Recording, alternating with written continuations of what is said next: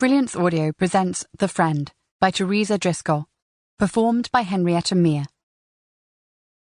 I'm in the train toilet, feet wide apart, leaning over the tiny stainless steel sink, trying very hard to just breathe, goddammit, and trying also to work out what the hell a robin has to do with any of this. More than 200 miles away, my child is in a hospital bed, being cared for by strangers. He may or may not have had his spleen removed. There is appalling confusion which a series of phone calls has done little to resolve, because he is with a friend and, astonishingly, the medical team cannot tell them apart. Obscene and surreal, this identity thing. But only now does it hit me that in brushstroke terms they are quite similar. Brown hair, brown eyes, and thanks to a recent growth spurt in my son's friend, pretty much the same height too.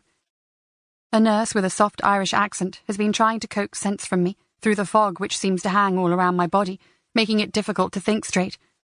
In one phone call, she is wondering if my son has any distinguishing marks. Moles? Freckles? A birthmark? I have been told already that the boy's clothes were removed by paramedics, but for some reason I find it comforting to run through the list with the nurse anyway.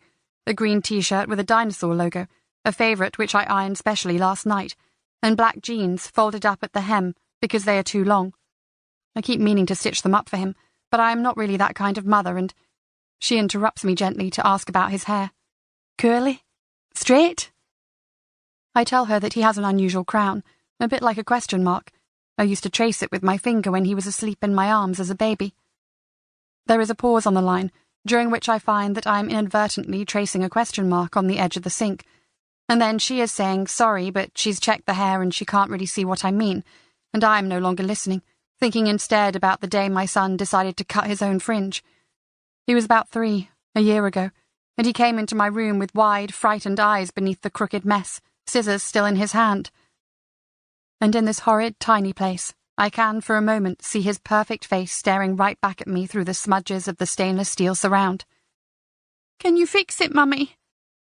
The train is rocking, ta-tum, ta-tum, negotiating a corner, then picking up speed, so that I have to set my legs even further apart to steady myself. Someone starts to knock gently on the door of the toilet cubicle, asking if I am all right.